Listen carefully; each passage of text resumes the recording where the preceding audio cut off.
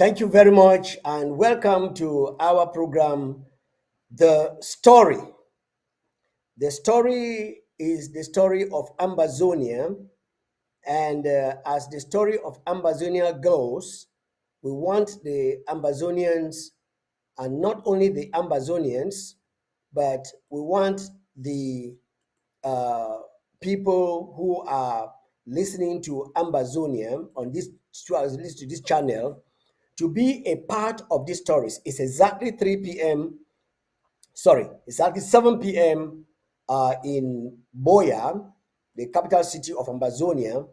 And in this program, I will be with our brother, Dr. Fred Lobati, who is um, a seasoned Ambazonian with a lot of information that he has to inform the Ambazonian people of what is actually going on, not only in the Ambazonia peripheral, but also in the world, in the whole wide world. So it doesn't limit only to Africa, Gabon, and all those kind of places. It is for the whole wide world.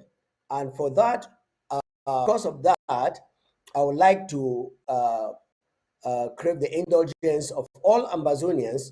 Please inform others. I know that there is a limitation and a plan, but which we cannot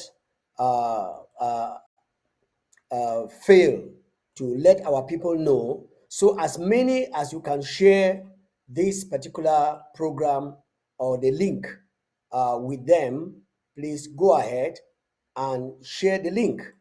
And as you share the link, please invite others.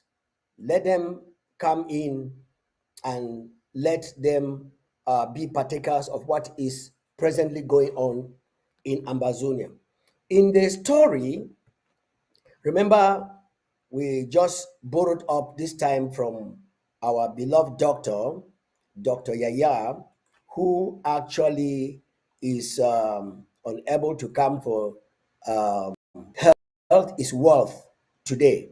So this is actually in the place of health is wealth, and it is the story of the Ambazonian quest.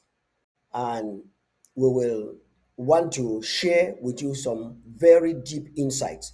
But before we go, I want to announce to the Ambazonian people some very vital and very important information that I'm just receiving now. Now, the Department of Self-Defense and Security, the Department of Self-Defense and Security of Ambazonia, announces that the President of the Federal Republic of Ambazonia has declared that there is no particular situation where the Ambazonian people are stopped from whatever they want to do, but caution. And the caution is that the defense team has announced that all students and teachers should be at home for 10 good days, beginning from the 2nd to the 12th. And this is because I'll read directly from the flyer from the Self-Defense Department. It says that Ambazonia National lockdown from the 2nd to the 12th of September 2023 for the safety of especially our school children, whom La Republic blood-sucking government always target in moments like this, in a bid to sabotage our liberation effort. Stay steadily at home, stay safe. Now, what is simply reiterating here is that the federal government of Ambazonia has not authorized and has not banned schools going and schools not going, but has said that the security of our children and the security of our teachers is very, very important. And for that reason, security measures are taken by the parents, the teachers, the school authorities, and the children and the students. So if you feel that you are secured and you want to go to school, it's your cup of tea. If you feel that you are not secured and you want to stay back home, that is what it meant. But the Defense Department outrightly comes out to say, hey, we know these genocidal killers. Because if we say go to school, they will come in there, kill you, and say we have said go to school. If we say don't go to school, they will come in there and kill you and said we say don't go to school. And so the president of the Federal Republic of Amazonia, and in consultation with the school authorities of the Department of Education in Amazonia, and of course with the joint effort of the self-defense team, came up to announce to the general public and to the people of Amazonia that they should watch out, because the genocidal La Republic team has devised a means to make sure that they slow our going to Boya, and we will not accept. So in essence, if you are secured, go to where you call school. If you are not secured, please stay at home. That is the announcement. Number two, the second announcement is that the government of the Federal Republic of Amazonia recognizes the 30th of September as the United Nations Southern Cameroon's Day. Why is it called United Nations Southern Cameroon's Day? It is because on the 30th of September, when the Union Jack of the outgoing, they were not colonial masters, but they were trusteeship, the outgoing trusteeship authorities of the Federal Republic of Amazonia, at that time Southern Cameroons, removed the Union Jack, showing their departure, and instead of handing over to Prime Minister Jongu Foncha, they handed it over to the present regime, okay, the genocidal government of La République du Cameroon that was in the making. These are some of the things that our historian will be announcing to us and giving us explanations to some of these very important dates. And so on the 30th of September, which is going to be a Saturday, the government of the Federal Republic of Amazonia is asking all Amazonians at home and abroad to come out with the United Nations flag and declare and show to the world the day that United Nations, that Britain left Southern Cameroons under the auspices of the United Nations, because the United Nations knew what is presently going on. So under the auspices of the United Nations, to alert the world that we have not forgotten our history. We have not forgotten our history. So all Amazonians at home and abroad, please get a United Nations flag and be ready to go out there and call the attention of the United Nations for what they actually started doing. And today, this fourth day of, today is the fourth, yes. Today, let me get it very clear, so I shouldn't announce something that will not be very much clear. Yes, today at 8 p.m., the government, the president of the Federal Republic of Amazonia, will be presiding over a Zoom meeting at 8 p.m. today, as touching the two independent days, or the 2 days. There is the 30th, which is the United Nations Southern Cameroons Day, and there is the 1st of October. And because we know the genocidal La République du Cameroon's plan of wickedness, the government of the president of the Federal Republic of Amazonia warns all Amazonians that on that day, do not venture go out with the Amazonian flag. Don't go out with the Amazonian flag on that day. And if you don't go out with the Amazonian flag on that day, stay at home. The Amazonian military actually know exactly what to do. I'll be right back to give you other announcement as we proceed. Right now, we have our brother in the house, Dr. Fred. Come in, greet the people. I will take off from there with the history. God bless. Yes, I'm very happy to be here today where we can review our history and the situation that is happening to our people, the plight of, let me call it right now, the sub Saharan African. What is actually going on? What had happened to us in the past, and what is going on right now? And as time uh, permits, I will even tell you what will happen in the future. And I just want to assure you that our future is very bright, in spite of all what is going on right now. That is the initial greeting I'll give you guys.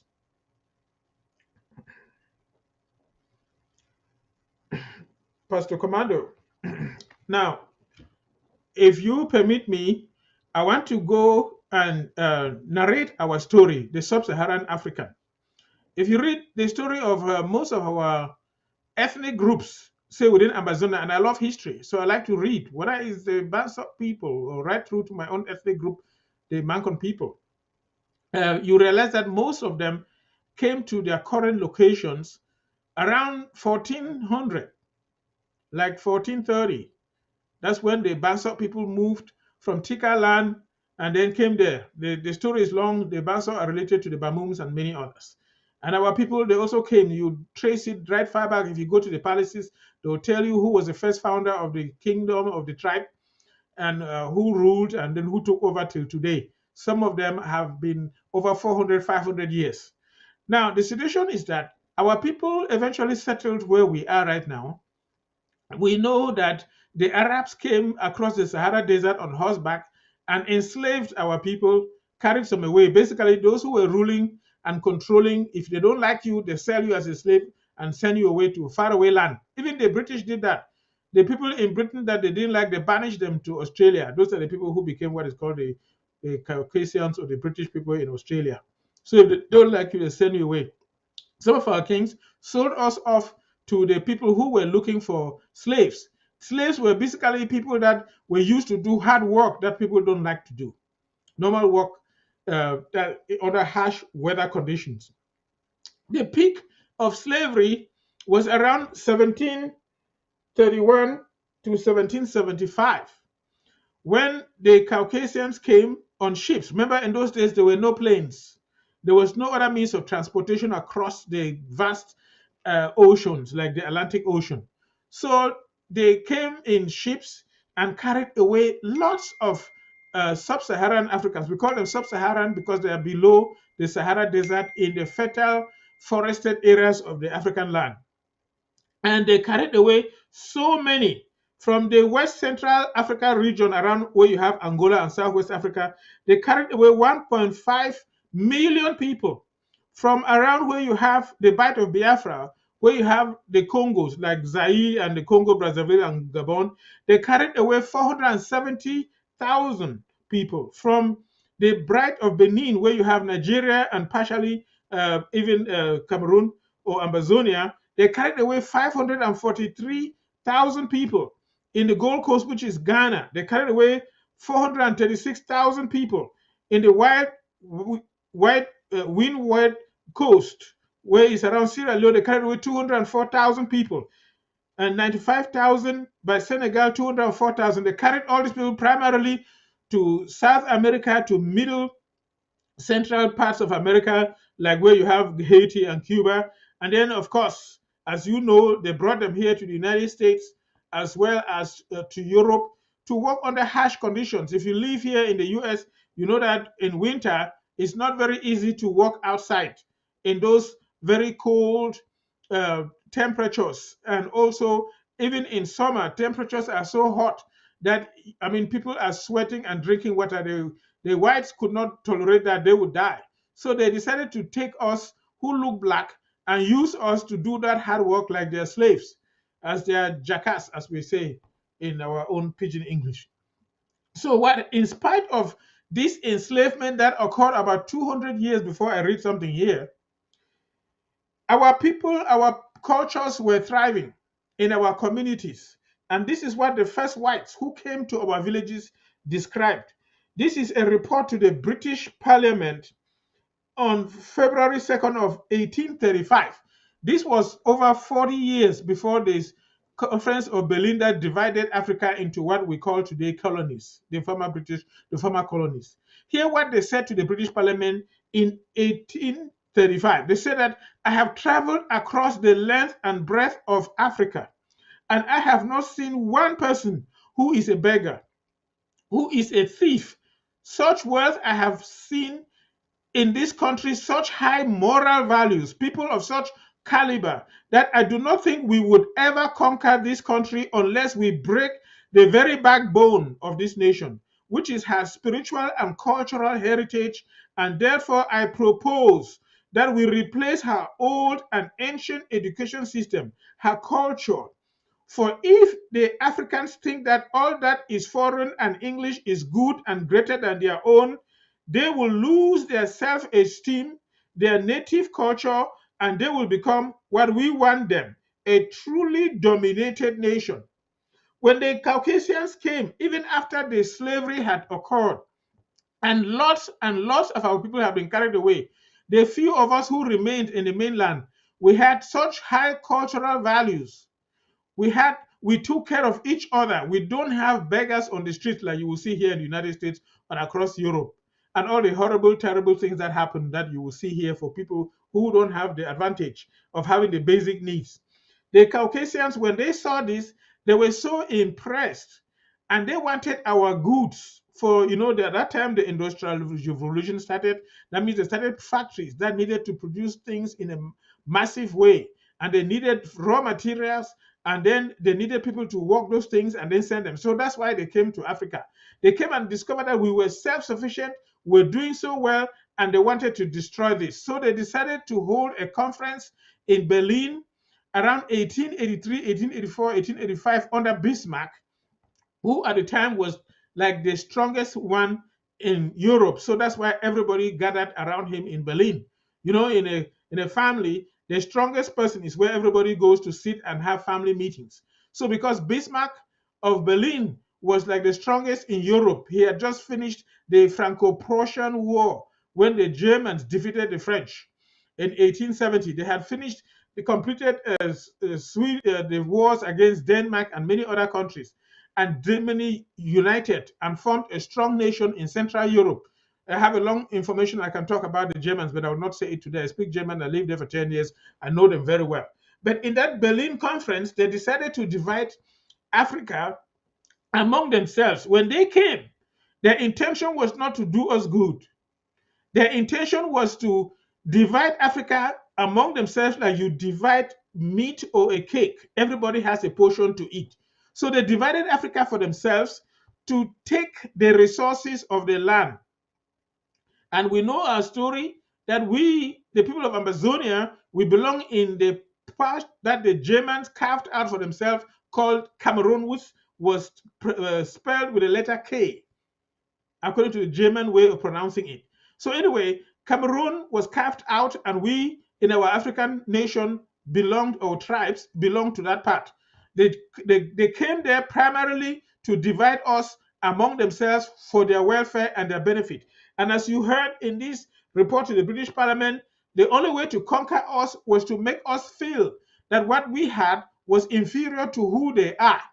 Let us think low of our way of training and educating our people, low of our culture, our way of doing things, and think more highly of their own way of doing things.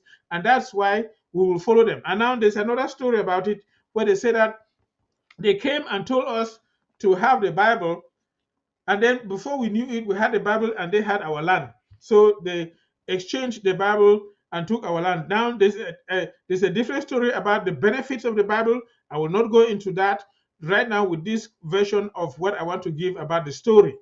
But these guys did not come to us with a good intention. They came to divide our land among themselves for their benefit, to take all what we have. After having taken our people to use as their slaves, they want to take all what we have and even use us further as their slaves, not in a foreign land, but even in our own land for their own welfare. And since then, they have changed once in a while. Like they will mutate into what they call they had the wars in Europe, the First World War, the Second World War, and they come and carry our people to go and fight there. And our people died in foreign lands fighting their wars, not our wars. So anyway, then they formed what they call the League of Nations. The people who founded the League of Nations, their principal plan was to see how they can get all the nations on planet Earth so in a group and a gathering that they can control. And then eventually they mutated after the Second World War, the League of Nations into what we call the United Nations today. But what I want to read, the people who came to Africa, for example, they came with a plan to control us for their welfare. And this is their agenda when they came. And it's not only in Africa, all across the world. Their goal, our motto, they came is to govern the world and control the wealth of the whole planet Earth. That is the plan that they came with. That is the plan that they still have. They may have different versions of calling it. They came as colonial masters. Then later on, they call it globalization, international partnership. They can have whatever fanciful name, but their goal is to control the whole wealth and keep the wealth of the planet under their control for their own welfare. Our policy is to divide and exploit and plunder to fill our banks and make them the most powerful in the world. That is their goal even today. Everything that they do is to exploit us and carry everything, just like they came and carried our people to work for them. All power in the world emanates from us, and we exercise it by putting pressure on the leaders who are merely our puppets. No organ of power can lay claim to any power on earth. All third world countries, in particular, in this case, like in Africa, are divisible. That means at any time they can come and divide the boundary. So when you hear somebody like Paul Biya says Cameroon is one and indivisible, you can just laugh because Cameroon is divisible. These guys can divide anytime they want. If they want, and the thing is to their benefit, they can come and cut Ambazonia away from La Republique. They can even cut northern Cameroon from the rest of Cameroon or any part of Cameroon anytime that they want. Remember, the German original Cameroon has been divided. Parts of it are with Nigeria, parts of it are with Chad, some of it is with Central African Republic, some of it is with Gabon, and some of it is with Congo. These guys can divide anytime that they want. So there is nothing called one and indivisible. He says all dictators must put their fortunes in our banks. Even those people that we think are ruling us that have the same skin color as us, whom we call our presidents, these guys will force them to put all their fortunes of their countries in the bank accounts of these guys. These fortunes will be used and once in a while gives donations or grants as assistance for development aid to these countries. So when they come to pretend that they are giving us aid, they are lying. It's like I take away $100 from you, then I come and give you $1 as an aid. Or any power or government established by us is legal. So any government that they put and they permit and allow and approve us, they consider it legal, legitimate and democratic. It does not matter, even if it's military. Like you see the French, they put a military government in charge and they think it's fine. That is the constitutional order. They also put a so-called military coup in Gabon, and for them it's the constitutional order. But any other power, any other government that does not emanate from us is illegal. So even if you have a good functional government that takes care of the needs of the people, as long as these wicked individuals do not approve of it, they will call it illegal. So when you listen to the news and you hear people like the UN and all these Western powers calling it illegitimate, not following the constitutional order, is because they do not approve of that. It is illegitimate and dictatorial, whatever its form and legitimacy. So whatever the form of it, they don't approve of it. Any power which opposes the slightest resistance to our injunctions loses by same token its legality. So if you oppose them, you say bad things about them, you have no power, no legitimacy, no credibility. It must disappear. They will do everything to make sure that you disappear if you you become stubborn and you don't allow them to use you to do what they want for their own benefit. That is the reason why when Ali Bongo decided to start doing funny things, like he decided to join the Commonwealth, he decided to call the Chinese to come and help do some development in Gabon. And the French wanted to use Gabon as a base to put troops to go and fight Niger recently. So they decided to fake a coup to get him out, in spite of the fact that he has served them for such a long time. We do not negotiate agreements or contracts with third world countries. We impose on them what we want, and they subject to our will. Yes, when they pretend to have a negotiation with the World Bank and the International Monetary Fund, there is no negotiation. They tell them what they have to do. Any agreement with another country or a negotiation without our approval is null and void.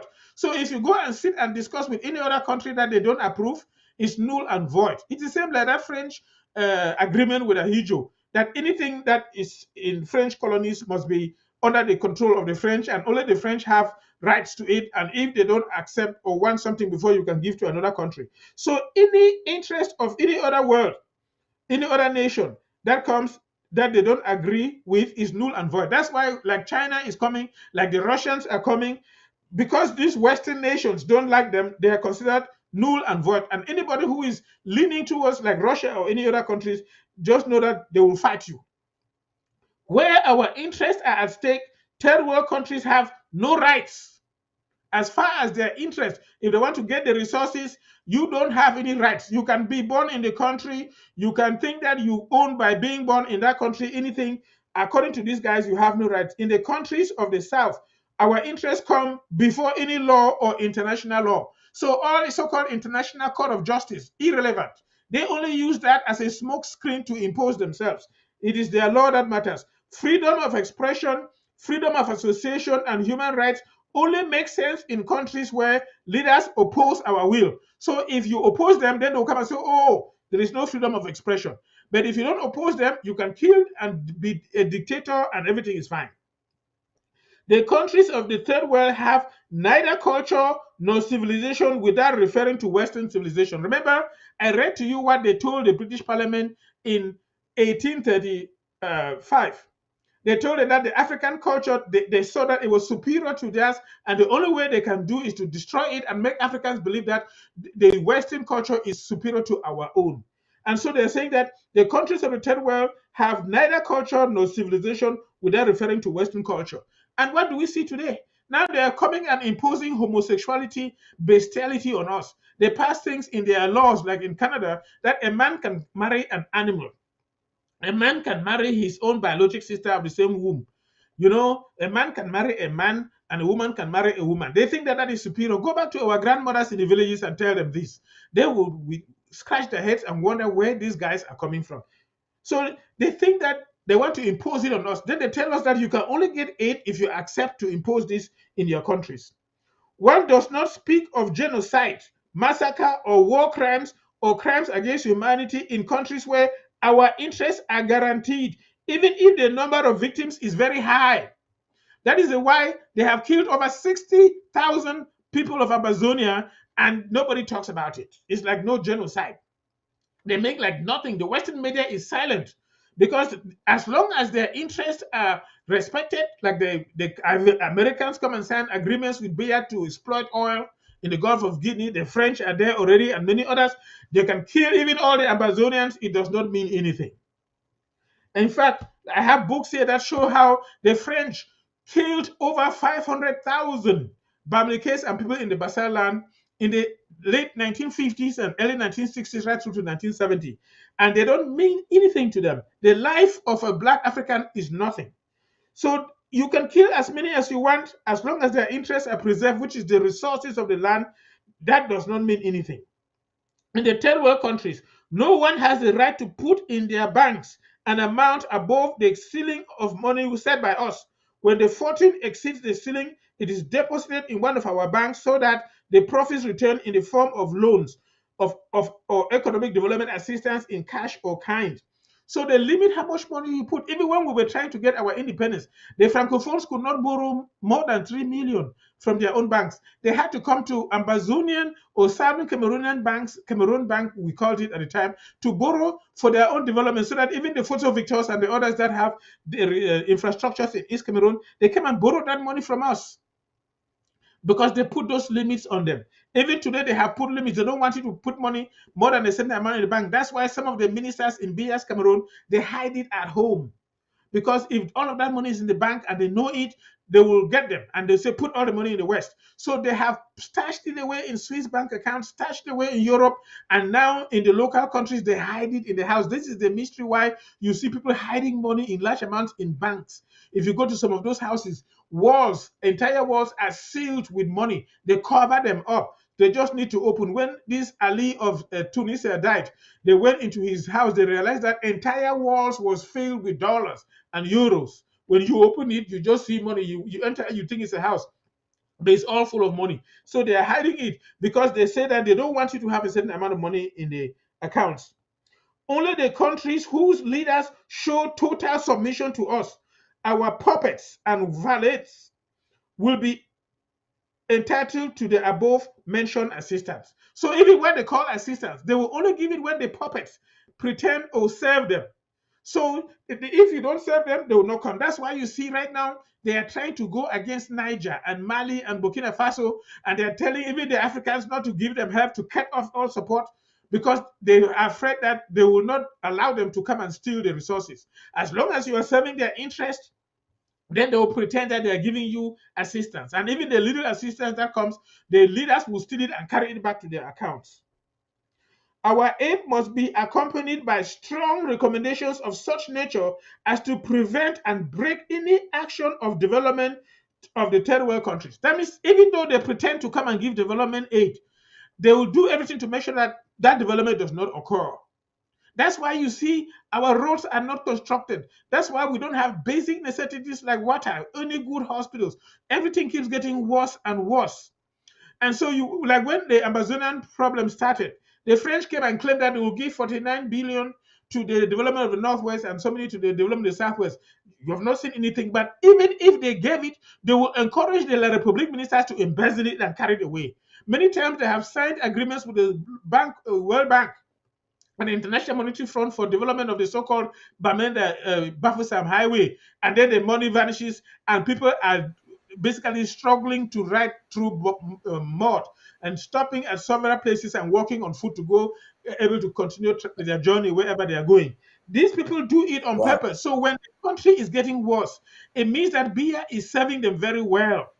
He's not ashamed of doing that because that's what they have told him to do. When you see the underdevelopment, he is serving them well. This is what they say that they will do. He says, our Wow. armies Doc, must be stronger and more powerful than the armies of third world countries.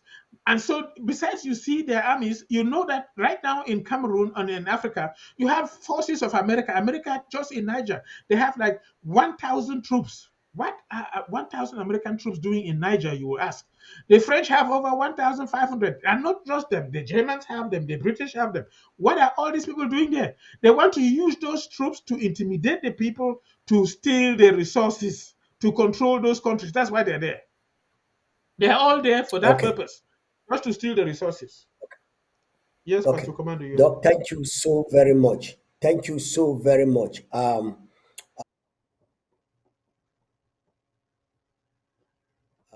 Amber Television, that's why we call this the story, so that you can hear it by yourself.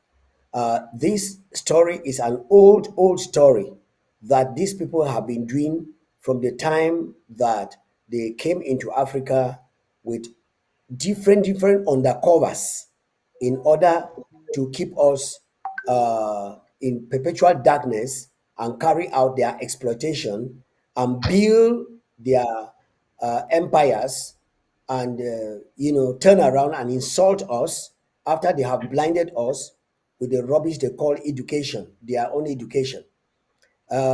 These things have been going on, but because we were in darkness, thank God for the technology and the social media. that is exposing these things, and we are hearing them as if it's a story that is a myth. But this is truth and this is real. Now, many people who could not lay hands on the books that Doc is reading from can hear now. 1,000 people can hear this story in less than an hour without going through the thick and thin of reading the books by themselves. That is why the social media is very, very good. And we are saying that the social media has come to help us in Africa. And that's why Africa is rising up to get back to the position that God had put them and God created them to be. He didn't create them to be beggars. He didn't create them to remain in the kind of slavery, mental slavery and physical slavery. No. But today, they are still manipulating to use our people to fight and maintain a number of us under slavery. And that's why we are coming up to say, hey, Africans, Ambazonians, arise, because it is time that this story must change. And this story is changing because of Ambazonia. We told France through La République du Cameroon and Britain that if they don't let Ambazonia go, they will crumble because of Ambazonia.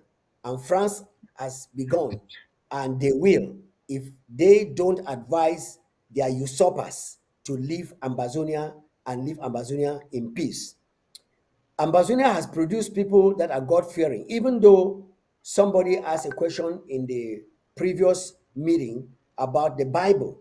Now, some of the people that came with the Bible, some of them were sincere, and some of them came as an undercover using the Bible. And they extracted some few things in the Bible to make Africans remain dummies. But today, we are not going to say the Bible did not help in one way or the other, because there is always a negative and an advantage, a disadvantage and an advantage in anything that is done. And we are seeing that they did not only deceive us Africans with the Bible, we also saw that the people to whom the Bible was actually addressed, they also suffered the consequences of not knowing what was written, and so they paid a very high price of being driven all around the world. Why? Because they disobeyed God. And any nation under heavens that is on this earth that is disobeying God will go through the same consequences that those who disobeyed what was written, disobeyed God, went through. And those who obeyed God, of course, they got it. Of course, we know that some philosophies and some ideologies have come out to say that, well, when you die, you have died. Well, let's wait and see. It's not die, you die. So after this musical pause, we are coming back to continue with this wonderful story. And again, our lines are open and the chat also is open. If you have a question, please go to the chat and then ask that question. If you have a concern, please a WhatsApp call on that number that you see on your screen right now. Use that number and call in. We are here and we will be able to answer you and let you know exactly what is going on and where we are going. Meanwhile, at this juncture, just get this musical pause and we will be right back. Since I was born, I heard that same story. Have you seen him? Have you touched him? Have you met him? And where is he?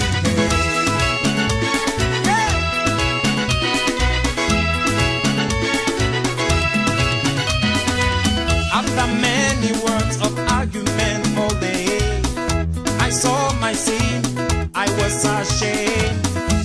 I surrender to the Savior, I surrender to the Redeemer. What about you? He's calling you. What about you? Jesus is calling you. Everybody.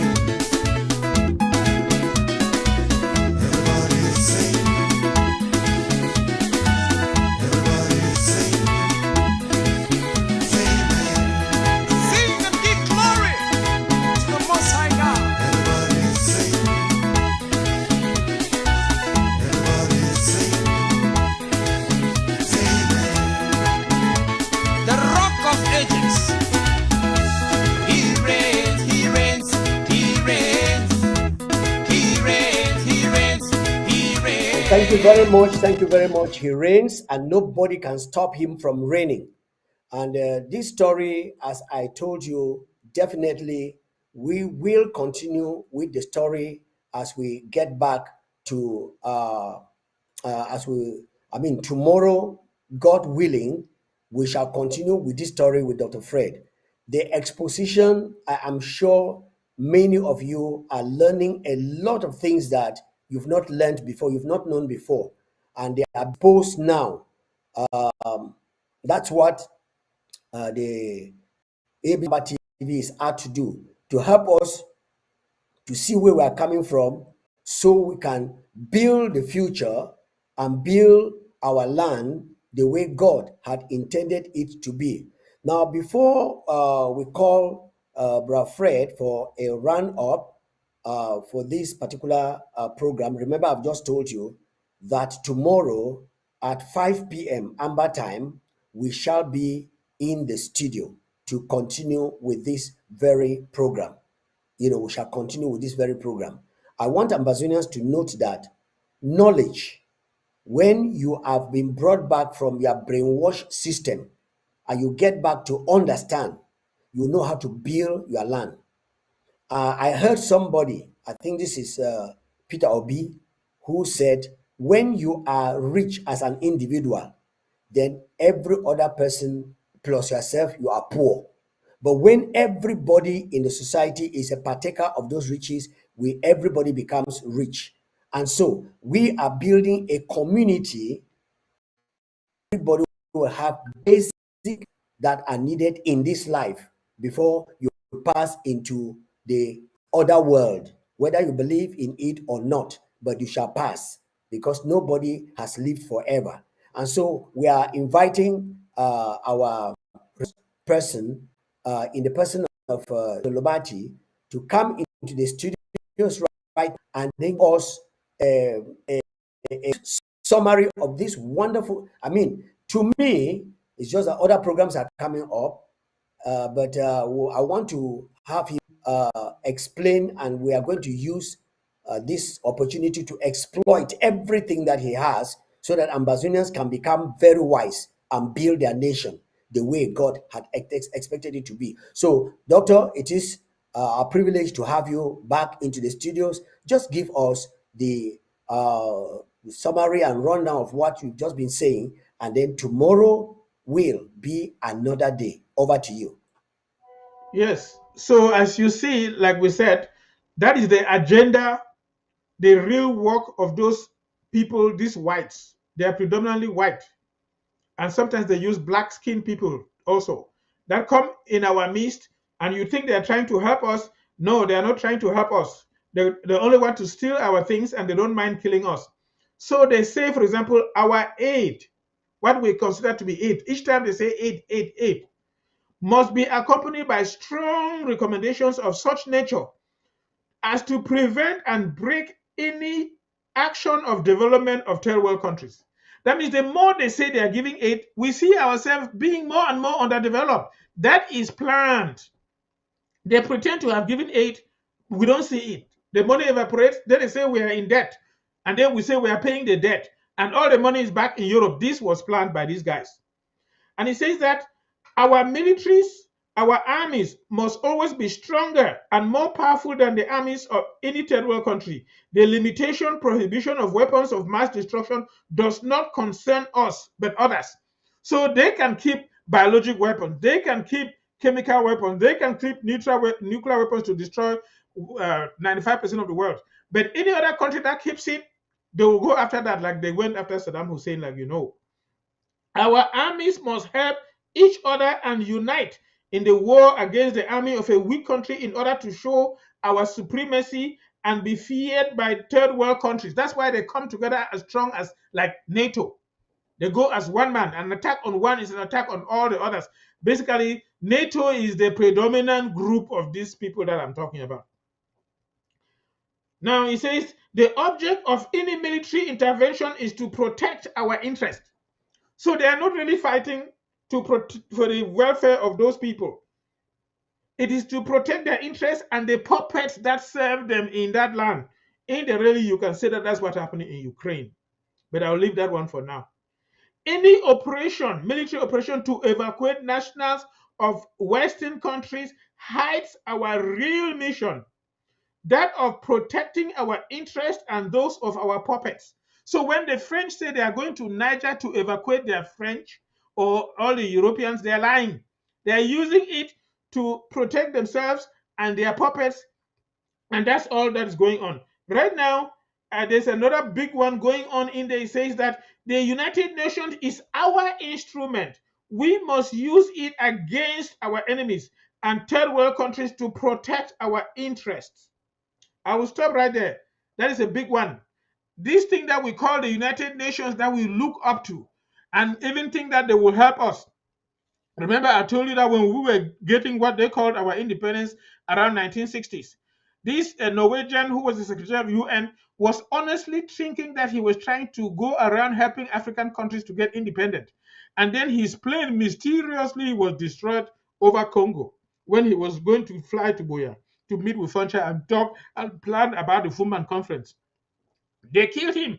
I personally believe it was done by the British and the French, collaborated and killed him, and then they connived, and then so the British handed our flag to Ahijo, who is not one of us, claiming it's our independence, not to us directly, and then they tricked, went to Fumban, and the British were not there, the UN was not there, it was only the French, and they sat down. They tell you here that the UN is just an instrument that they use to trick the nations to get their will done. And it has continued till today.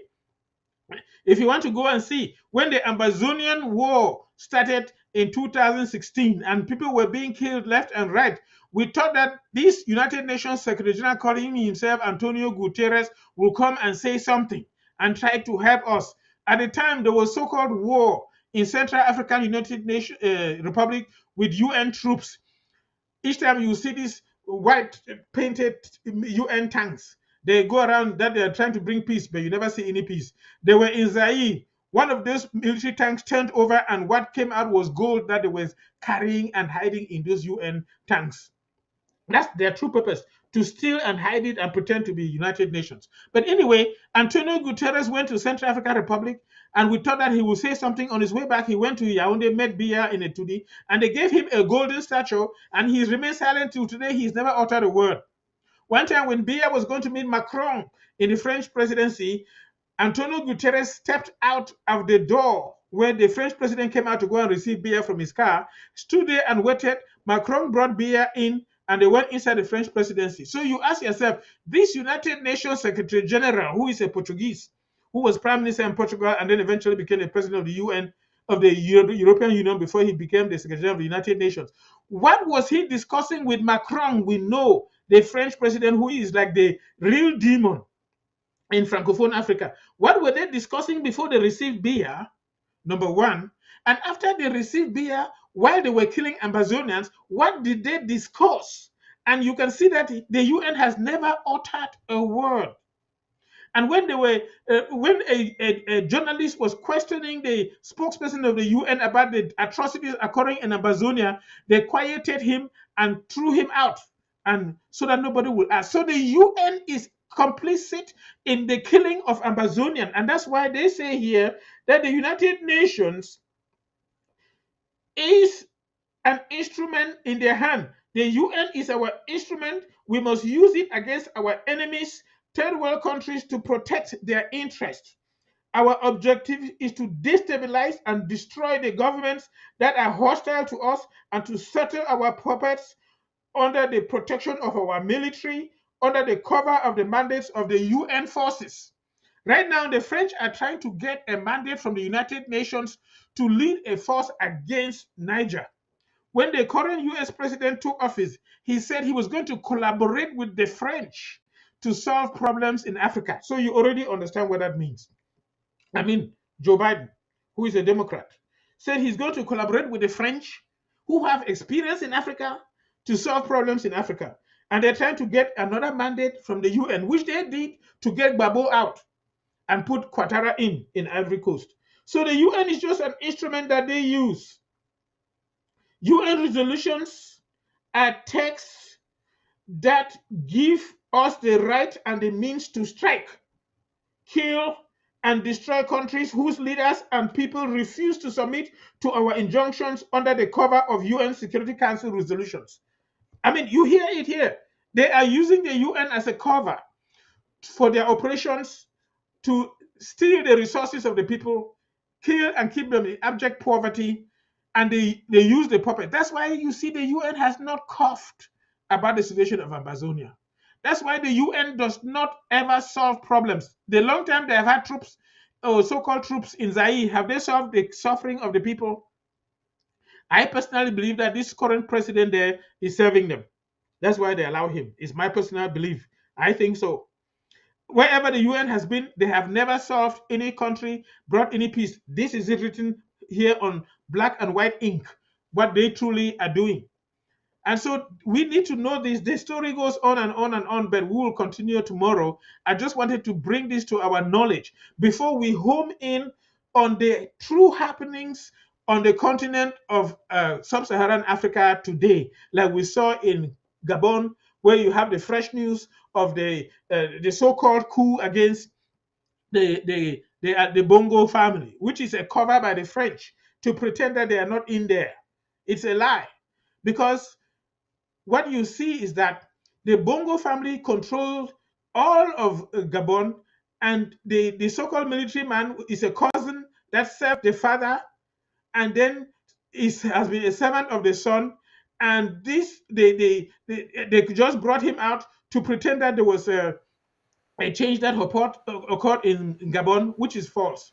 Just the same as in Chad, when Idris Deby started saying that they were forcing him to stay in power and started exposing the French, they decided to fake a rebellion against him, then killed him in the field, and then brought a child that was in his house and imposed him and left him there and claimed that it was the military that took over, that the French accepted it. So basically, they do whatever they want. They accept whether it's military or non-military, as long as it's allowing them to do what they want. The so-called coup in Chad was a fake one. The killing of Idris Deby was orchestrated and led by the French, covered up as chameleons that change their color in the grass and in the desert, dry fields, and on the rocks, so you don't catch them. And then they're doing the same thing right now in Gabon. The true place that they are opposed is where you see them fighting against, like in Niger, in Mali, and Burkina Faso, and Guinea.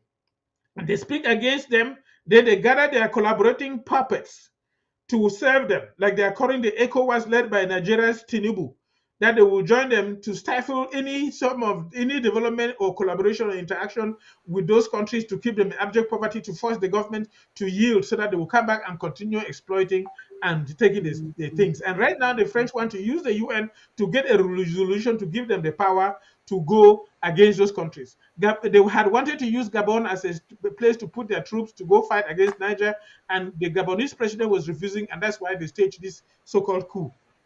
That is a summary that I will give today. As we go on, I will read more things as we analyze what is going on today. Thank you very much. Thank you very much, Dr. Fred. Fellow Amazonians, fellow viewers, televiewers of the ABC Amber TV, the cat is being let out of the bag. And I want to tell you that these truths are very painful to some of the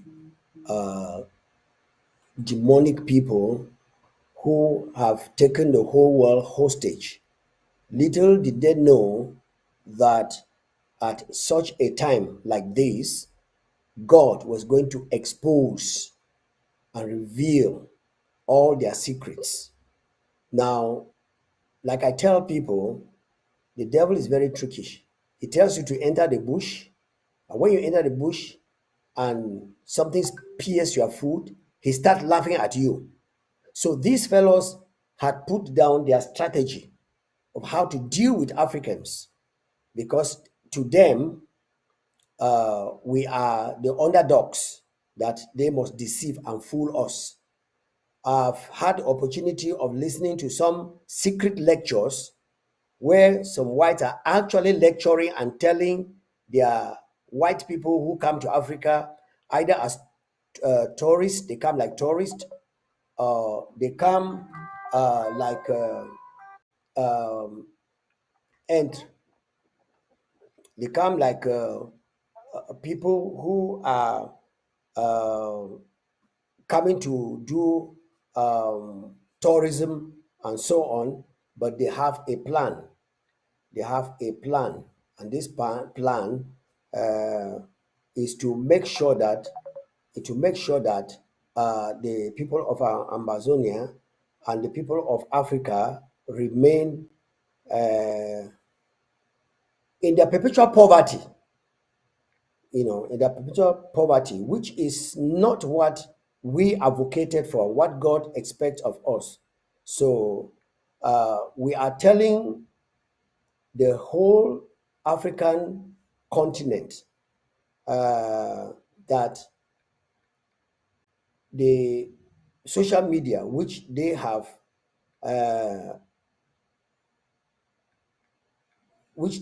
actually put in place, is actually helping us to understand. And this generation of young men and young women, the generation that these people had tried to bury their knowledge, bury their mentality, this generation has arisen and never to go back or to allow Africa go the way it's going. The last thing I want to add to this issue is that God is also very much working in this issue. And because God is working in this issue, the world has become what it has become. And very soon, things will change. After this musical pause, I will come in with the last announcement. I will call it quit for today and get ready for tomorrow. Stay tuned.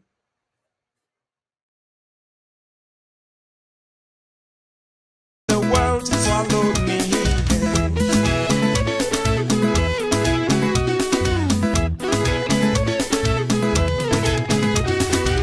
I have a story to tell the world.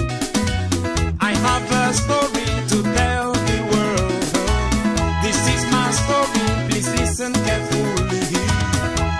One day I met a lady. She told me that Jesus died for me. He shed his blood and he loves me.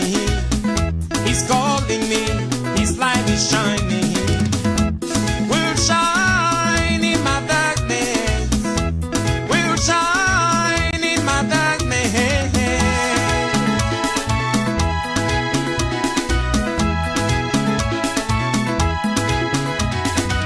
I answered the lady, I said, since I was born, I heard that same story. Yes, this story that you are being told today is a story that you have not heard. Well, some of you have heard the story, but you didn't know how to coordinate it. Social media, technology, advancement has made it in such a way that the way our forefathers suffered in the hands of these wicked aliens. There's a description that I don't want to say it here to some of these people who are actually replicas of Satan. Because if you look at the description of Satan in the Bible, you'll see an average white person who is not having Jesus in his heart. Such people, these people are wicked to other human beings, very wicked. And so I want to say that it is time for us to arise and build our land and go back to where we're developing. Dr. Fred mentioned some things that I know very well. A few days ago, I was telling the Amazonian people how my younger brother learned how to produce this mattress they call foam. But French people will never allow you to do it because they want people to remain in perpetual poverty. They are talented Africans with handwork that they can do and keep themselves going. But these wicked people will not allow them to do anything business. You are selling granite, they bring you paper to pay a tax before you sell granite. That's wickedness. Wickedness. But the time has come that the poverty that They are trying to impose on us, which God did not. They take our money, take $100 and give you $10 for aid. Meanwhile, they have taken 90% of what is yours. They give you 10% and call it aid. And upon that, they put a tax. That is the story. We want to change the story in this generation. Africans, please wake up. So the old men that are sitting on some of the African nations, those people who have actually carried out a coup d'etat upon their people, and they are sitting tight because of these imperialists who have sent them out to make sure that they don't allow us to get our freedom. No roads, no water, no light. What, in the 21st century? No. It cannot continue like that. Like I said, these things were going on, but they were going on in darkness because there was no social media. And today, if you go to find out, you discover that some of the things that are being carried out today, saying that it's white man who is doing it, 3/4 of the things are being done by the blacks because they are the downline of God. And God has put this wisdom in them. But you take it and smuggle it. I remember a man, Dr. Lantum, back in those days in Ambazonia. He was a Southern Cameroonian, but La Republic squeezed him out. And so many other like that have been squeezed out. And I want to thank God again for our forefathers who did not allow La Republic to finish us. And France, they played the first game. All right, we shall continue, but before we go, I have this last announcement that I want to do. Drafting is still going on. The interim government of the Federal Republic of Ambazonia has continued its method of raising funds for the people of Ambazonia. And all the spoilers and those who have been bribed over by La Republique of Cameroon and France to make sure that they cripple what the interim government is doing, they have failed and they are failing. And so far,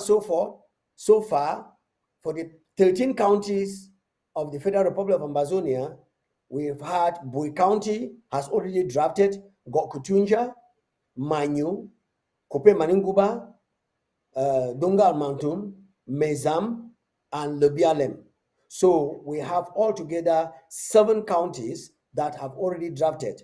And so we have Momo that is coming in on the 9th. We have the Federal Capital City that is coming in on the 16th of September. We have Menchim that is coming up on the 23rd of September. And we have Boyo that is coming up on the 7th of October. Ndian is coming up on the 14th of October. And Meme is coming up on the 21st of October. Fellow Ambazonians, don't listen to any distraction outside there. Your county, your interim government is intact. And if you want any collaboration, go to your local government area of your county and join the team, and we will work together. It is on that note that we say good night to the people of Ambazonia and good night to our televiewers. Doc? Yes, thank you. All right. Okay. God bless.